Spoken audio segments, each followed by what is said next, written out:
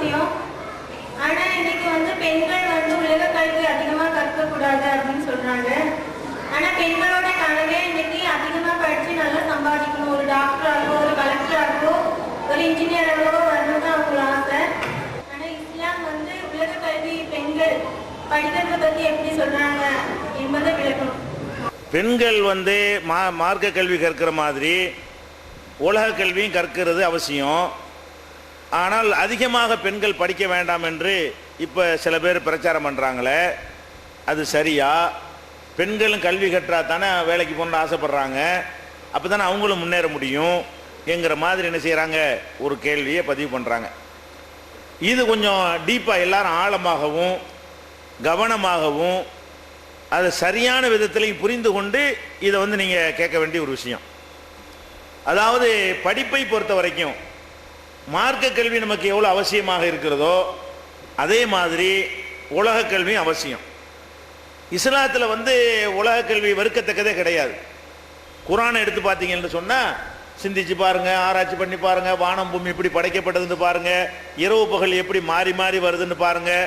இப்படி எல்லாம் எல்லாமே இந்த உலக கல்வியோடு மிக்ஸ் பண்ணி தான். நம்ம தொழுகிறதா இருந்தால் கூட அந்த கிப்லாவை நோக்குறதுன்னு ஒன்று இருக்குது. எப்படி நோக்குறது? அப்போ இந்த பூகோளத்தை ஒழுங்காக படித்தா தான் கிப்லாவை நோக்க முடியும். அது மாதிரி சூரிய சந்திரனுடைய இயக்கத்தை தெரிஞ்சால் தான் 5 வேளை தொழுகைக்கு நேரத்தை நிர்ணயிக்க முடியும். அப்போ எல்லாமே சயின்ஸோடவும் உலக இதோடவும் ஒரு இணைந்த ஒரு மார்க்கமாகத்தான் நம்ம மார்க்கம் இருக்கிறது. அப்போ அந்த மாதிரி இருக்கக்கூடிய நேரத்தில் உலக கல்வி கண்டிப்பாக தேவை. மார்க்க கல்வி எப்படி தேவையோ அதே மாதிரி என்ன செய்யணும், உலக கல்வியும் படித்து நம்ம சமுதாயமும் பட்டதாரிகளாக ஒரு நல்ல ஒரு நிலையில் என்ன செய்யணும், உயரணும். இது ஜென்ரலாக உள்ள ஒரு நிலைப்பாடு. இதை யாரும் மறுக்கக்கூடாது. அதே நேரத்தில் இது எப்போ சமூகத்துக்கு நன்மை தரக்கூடியது ஆகும் என்று கேட்டால், பெண்கள் படிக்கிற அளவுக்கு ஆண்களும் படிக்கணும், ஆண்கள் படிக்கிற அளவுக்கு என்ன செய்யணும், பெண்களும் படிக்கணும்.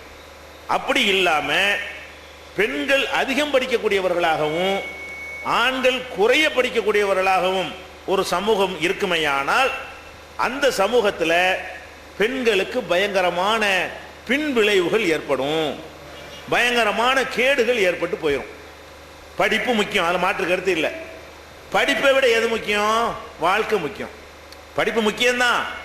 அதுக்காக வேண்டி சுவரை வித்துட்டு சித்திரம் எழுத முடியுமா? சுவர் இருந்தால் தான் சித்திரத்தை வரைய முடியும். சுவரையை வித்துப்பட்டு எதில் போய் எழுதுறது அப்புறம் சித்திரத்தை? அந்த மாதிரி படிப்பை விட எது நமக்கு முக்கியம்? ஒரு குடும்ப வாழ்க்கை, ஒரு கணவன் வேணும், அவனோட இல்லற வாழ்க்கை நடத்தணும். இது ஆணுக்கும் பெண்ணுக்கும் இதுதான் ஃபர்ஸ்ட் தேவை என்று சொல்லலாம். இன்றைக்கு உள்ள சமூக அமைப்பு பார்த்தீங்கன்னு சொன்னால், நம்ம மக்களை பொறுத்த வரைக்கும் பொருளாதாரத்தில் பின்தங்கி இருக்கிற காரணத்தினால ஆம்புளையில் என்ன பண்ணுறாங்கன்னு கேட்டால், அவனை சம்பாதிக்கிற மிஷினாக பயன்படுத்துகிறாங்க.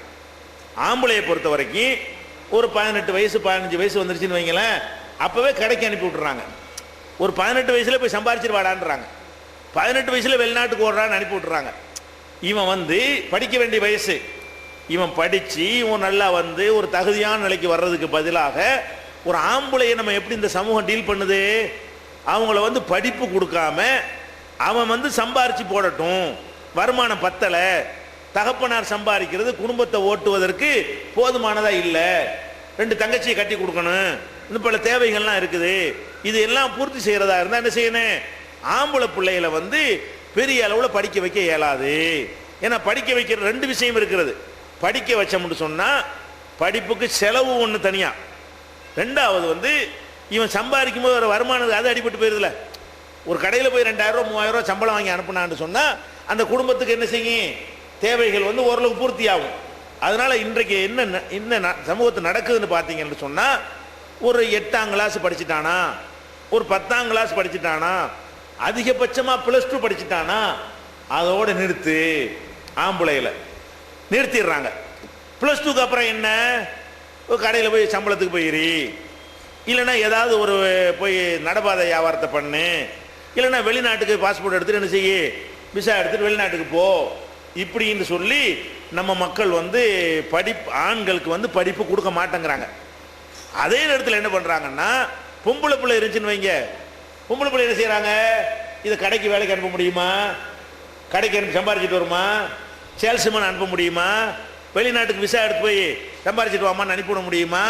பொம்பளை பிள்ளைகளை வந்து சம்பாத்தியம் செய்வதற்காக அவங்கள பயன்படுத்த முடியாது. அப்போ என்ன பண்ணுறாங்கன்னா, நீ வீட்டில் இருக்கிற போய் படிமா. எப்படி கதை?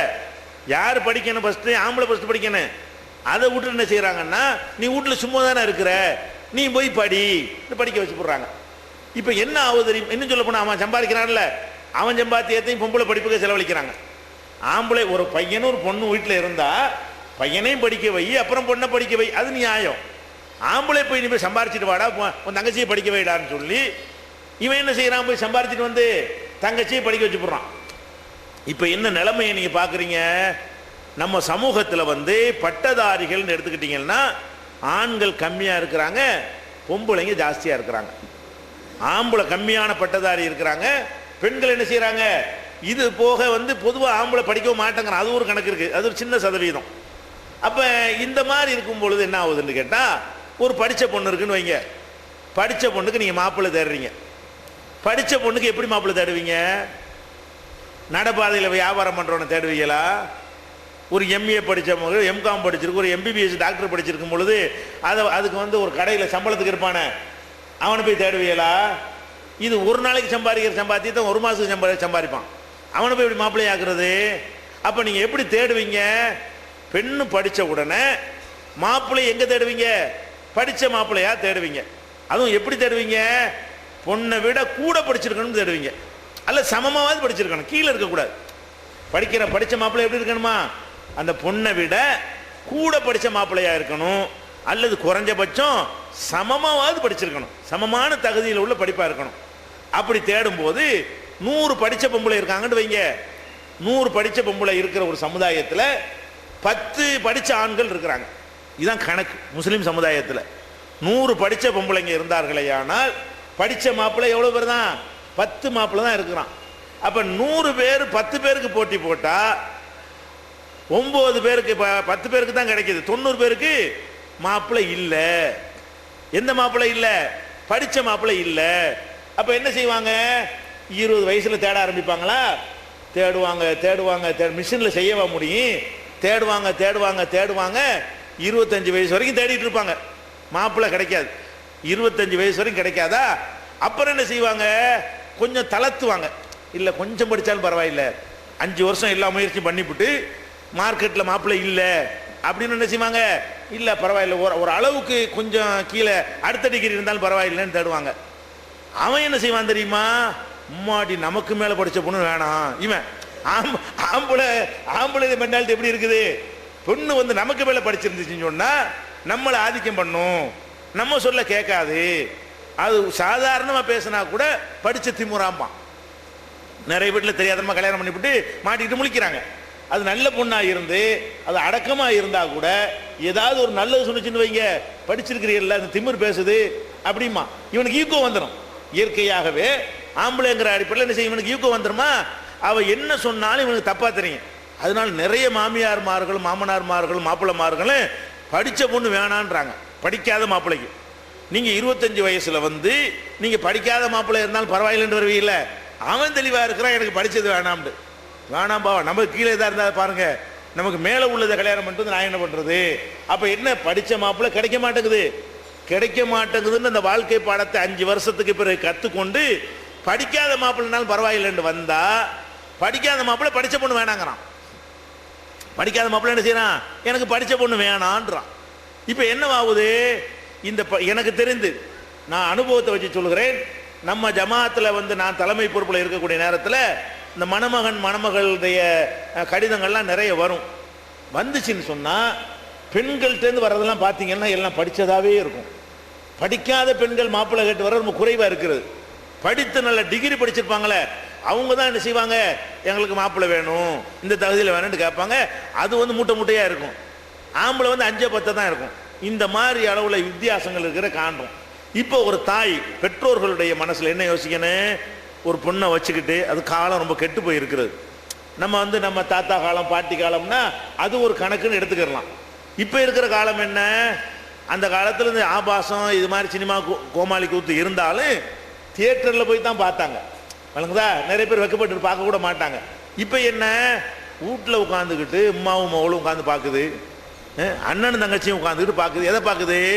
அந்த ரெண்டு அர்த்தம் வரக்கூடிய பாடல்கள், ரெண்டு அர்த்தம் தரக்கூடிய அசிங்கமான கதைகள், அந்த மாதிரியான நாடகங்கள்னு வந்துக்கிட்டா கூட அது பண்ணுற அநியாயம் ரொம்ப. இது சினிமாவோட மோசமாக இருக்குது. சீரியல் போடுறான் பாருங்க, எல்லாம் இந்த கள்ளக்காதல் கள்ள அந்த மேட்ரு பூரா இதில் தான் வருது. இந்த சீரியல்லாம் சொல்லி கொடுத்துட்டு இருக்கிறான். அப்போ இந்த மாதிரி எல்லாம் இதையெல்லாம் பார்த்துட்டு வரும் பொழுது அது என்னத்தை ஏற்படுத்தும்? ஒரு பெண்ணாக இருக்கட்டும் ஆணாக இருக்கட்டும், உரிய நேரத்தில் வாழ்க்கை கிடைச்சா அது ஒரு கணக்கு. உரிய நேரத்தில் குடும்ப வாழ்க்கை கிடைக்கலன்னு சொன்னால் அவங்களுக்கு சலனத்தை ஏற்படுத்துமா இல்லையா? மறுமையை பயந்து அல்லாவை பயந்து இதுக்கெல்லாம் பெரிய இந்த மாதிரி நம்ம உணர்ச்சிக்கு இடம் கொடுத்து மாட்டிக்கிட்டோம்னா நரகத்தில் போட்டு எல்லாம் வேக வைக்குமா? இந்த அற்பமான சுகத்துக்காக வேண்டி நம்ம இதெல்லாம் செய்யக்கூடாதுன்னு நினைக்கக்கூடியவர்கள் குறைந்த அளவில் இருக்கிறாங்க. ஆனால் அதிகமான பேர் என்ன செய்யறதில்ல, அப்படி இருக்கிறது இல்லை. அப்போ அந்த மாதிரியான ஒரு நேரத்தில் என்ன ஏற்படும்? கல்யாணம் மாப்பிள்ளையும் கிடைக்க மாட்டேங்குது. 5 வருஷமாக தேடுறோம், 10 வருஷமாக தேடுறோம். அப்புறம் என்ன பண்ணுது அந்த பொண்ணா? என்ன பண்ணு, எதை எவன் கிடைச்சாலும் பரவாயில்லை, அது முஸ்லீமாக இருக்காட்டாலும் பரவாயில்லை, வேறு எந்த மாதிரி இருந்தாலும் பரவாயில்லைங்கிற லெவலுக்கெல்லாம் இந்த சமூகத்தில் பல பிரச்சனைகள் ஏற்படுவதற்கெல்லாம் எது காரணமாக இருந்தது? இதுதான் காரணம். அப்போ அந்தந்த காலத்தில் கல்யாணம் என்பது என்ன செய்யணும்னா, காலகாலத்தில் நம்ம சமூக பொறுப்பு நமக்கு வேணுங்க. படிப்பு வேணுங்கிறது முக்கியம். அதுக்கு நீங்கள் என்ன செய்யணும்னு கேட்டால், கொஞ்சம் காலத்துக்கு ஆம்பளை பிள்ளையில படிக்க வச்சே தீர்வோன்னு முடிவு எடுங்க. அதில் தான் தொக்கி இருக்கிறது பெண்களுடைய படிப்பு. ஆம்பளையும் படிக்கட்டும், பொம்பளை அப்ஜெக்ஷன் கிடையாது. ஆம்பளையும் படிக்கட்டேன், அதுக்கு தகுதியா பொம்பளையும் படிக்க பரவாயில்லை. ஒரு சின்ன பிரேக்கில் இப்போ என்ன செய்யணும், எப்பாடு பட்டாவது என் பிள்ளையுடைய சம்பாதித்தது நான் வாழ மாட்டேன், அவன் படிச்சுட்டு சம்பாதிக்கட்டும், படிக்காமல் அற்பமான சம்பளத்துக்கு என் பிள்ளையை அனுப்ப மாட்டேன் அப்படின்னு சொல்லி ஆம்பளை பிள்ளையை வைத்திருக்கக்கூடிய பெற்றோர்கள் படிப்பு மஸ்ட், எப்படி நான் படிப்பு கொடுப்பேன், 1க்கு 2 மடங்கு உழைச்சாவது நான் குடும்பத்தை சுமப்பேனே தவிர என் பிள்ளைக்கு நான் கல்வியை கொடுப்பேன் என்று நீங்கள் உறுதிப்பாடாக எடுத்து ஒரு 10 வருஷம் அதில் நீங்கள் உறுதியாக இருந்தால் தான் பெண்கள் படிக்க வைக்க முடியும். இன்னைக்கு இருக்கிற நிலையில் படித்தார்களே ஆனால் படிப்பு கிடைக்குமே தவிர என்ன கிடைக்காது, வாழ்க்கை கிடைக்கவே கிடைக்காது. உறுதியாக எழுதி வச்சுக்கிறோங்க. நிறைய நாங்கள் அனுபவப்பட்டு இதை சொல்லுகிறோம். வழங்குதா? இப்போ என் பிள்ளைலாம் நான் படிக்க வைக்கல, +1 நிப்பாட்டிக்கிட்டேன். நம்மளை படிக்க சொல்ல உலகத்துக்குலாம் சொல்கிறோம். ஏன்? நம்ம யதார்த்த வாழ்க்கையை பார்க்குறோம். அது போய் படிக்க வச்சு அதுக்கு மேலே மாப்பிள்ளை எங்கே தேடுறது? நமக்கே தெரியுது மாப்பிள்ளை இல்லைன்னு. எங்கே போய் தேடுறது? அப்போ நமக்கு எவ்வளோ தேட முடியுமோ அவளோட நிப்பாட்டிக்கிறோம் அப்படின்னு சொல்லிட்டு ஒரு +2 நம்ம நிப்பாட்டிவிட்டோம். உடனே கல்யாணம் பண்ண வேலை முடிஞ்சு வச்சுப்பேன். வழங்குதா? அது எதனால அது முடிஞ்சு? தூரனோ கூட ஒரு தாய் தகப்பனுக்கு பிள்ளையுடைய வாழ்க்கையை பற்றி தான் ஃபஸ்ட்டு சிந்திக்கணும். பொம்பளை பிள்ளைகள் அதை சிந்திக்கணும். படிப்பு அவசியம், அதில் மாட்டுக்க. ஆனால் ஒன்று செய்யுங்க, அறிவை வளர்க்குறதுக்கு தானே படிப்பு. வீட்டில் உட்காந்து யாருக்கும் தெரியாமல் படிங்க, கரஸ்பாண்டில் படி சொல்லாதீங்க. வெளியே போய் படித்து டிகிரியை வாங்கினா தானே தெரியும். நீங்கள் 10ஆம் கிளாஸ்ன்னு சொல்லிகிட்டே இருங்க. அறிவை வளர்த்துட்டு வேண்டா போங்க. வளர்க்குதா? எத்தனை டிகிரி வேணாலும் வீட்டில் உட்காந்து படிங்க. காலேஜுக்கு போய் அப்படி படிச்சுக்கிட்டு வந்துட்டீங்கன்னு சொன்னால் மாப்பிள்ளை கிடைக்காது. நல்லா தெரிஞ்சுக்கிறங்க. மாப்பிள்ளை என்ன செய்யாது? படித்த மாப்பிள்ளையும் கிடைக்காது, படிக்காத மாப்பிள்ளையும் கிடைக்காது. படித்த மாப்பிள்ளை வேணாங்கிறான், படிக்காத மாப்பிள்ளை படித்த பொண்ணு வேணாங்கிறான். வழங்குதா? படித்த மாப்பிள்ளை பஜாரில் இல்லை, மார்க்கெட்டில் இல்லை, சந்தையில் இல்லை. இப்போ என்ன பண்ணுறது? இப்போ யதார்த்தமாக நம்ம உலக சமூகத்தை பார்த்து அதுக்கு தகுந்தவாறு நம்ம சமூகம் எப்படி இருக்கிறதோ அது மாதிரி தான். இது பிற்போக்குன்னு சில பேர் சொல்லுவாங்க. இது பிற்போக்கு இல்லை, இதுதான் முற்போக்கு. எது முற்போக்கு? நமக்கு எது முதல் இடம், எது 2வது இடம், எது கல்வி முதலிடம் தான். கல்வியோட சோறு முதலிடம் இல்லையா? வாழ்க்கை அதுக்கு அடுத்த இடம் இல்லையா? எது தர்த்தீப்னு வரிசைன்னு ஒன்று இருக்கா இல்லையா? அதனால நீங்க என்ன செய்யணும், பெண்கள் இதை யோசிக்கிறங்க. படிக்க போற பெண்கள் படிக்க வைக்கிற பெற்றோர்கள் மாப்பிள்ளைக்கு ஏதாவது குடும்பத்தில் இல்லை படித்த மாப்பிள்ளை இருக்குது, பிரச்சனை இருக்காது, அதுக்கு தான் வேணாங்கிறோம். படிப்பு வேணான்னு இருக்கா நாங்கள் சொல்லலை. நீங்கள் நாளை கண்ணீர் விட்டு வீட்டில் உட்காந்துருந்தா எங்களையும் சேர்ந்து பாதிக்காது, சமூகத்தை பாதிக்கும். அதனால் ஏற்படக்கூடிய சில கேடுபாடுகள் நடந்துருச்சுன்னு சொன்னால் அனைவருக்கும் தலைக்குனிவு ஏற்படும். அப்போ சமுதாயத்தில் உள்ள பெருமுகர்கள்ங்கிற வகையில் இதில் எல்லாரும் நம்ம கவலைப்பட்டு ஆகணும். அதை நீங்கள் விளங்கி கொண்டு கண்டிப்பாக படிங்க, அதில் மாற்று கருத்து இல்லை. ஆம்பளை படிக்க வைங்க, சரியா? படித்து ஓரளவுக்கு வந்த பிறகு அப்புறம் என்ன செய்யுங்க, ஒரு வீட்டில் ஆம்பளை இருந்தாலும் படிக்க வைக்கும், பொம்பளை இருந்தாலும் படிக்க வைப்போம்னு படிக்க வச்சிங்கன்னு சொன்னால் இந்த தட்டுப்பாடு வராது. மாப்பிள்ளைனால படித்தவனா மட்டும்தான் இருப்பான். எப்படி ஆயிருன்னு, முஸ்லீம் மாப்பிள்ளைனா படித்தவன் தான், படிக்காத மாப்பிள்ளை முஸ்லீமில் கிடையாது. அப்படி உண்டாக்குனீர்களே ஆனால் அப்போ என்னவாயிரும், பிரச்சனையே இருக்காது. சரியா? இதை கவனத்தில் கொண்டு நீங்கள் இந்த அறிவுரையை எல்லாத்துக்கும் நம்ம சொல்கிறோம். எதுக்கு சொல்கிறோம்? படிக்க வேணாங்கிற காரணமாக எதை சொல்கிறோம்னு கேட்டால் இது வந்து உங்களை பாதிக்கும். இப்போ ஆர்வத்தில் நீங்கள் படிக்கிறேன்றீங்க, பின்னாடி வீட்டிலேயே உட்காந்துட்டு இருந்தால் எப்படி இருக்கும்? எவ்வளோ நாளைக்கு பெற்றோருக்கு சுமையாக இருந்துக்கிட்டு இருக்க முடியும்? பெற்றோர் தான் எவ்வளோ நாளைக்கு நெருப்பில் மடியில் கட்டின மாதிரி ஒரு நிலைமை பெண்ணை வச்சுக்கிட்டு இருக்கிறது. அவங்க இந்த காலத்தில் பாதுகாக்க ரொம்ப கஷ்டம். கல்யாணம் பண்ணி கொடுத்தா தான் சேஃப்டியை தவிர வீட்டுக்குள்ளே வச்சுக்கிட்டு இருக்கிறதுங்கிறது பெரிய காலம், ரொம்ப கெட்டு போய் கிடக்கிறது. எந்த புத்தில் எந்த பாம்பு இருக்குன்னு சொல்ல முடியாது. அந்த மாதிரி ஒரு நிலைமையெல்லாம் கவனத்தில் கொண்டு நீங்கள் தூர நோக்கோடு என்ன செய்யுங்க, முடிவெடுத்தால் சரியாக வந்துவிடும்.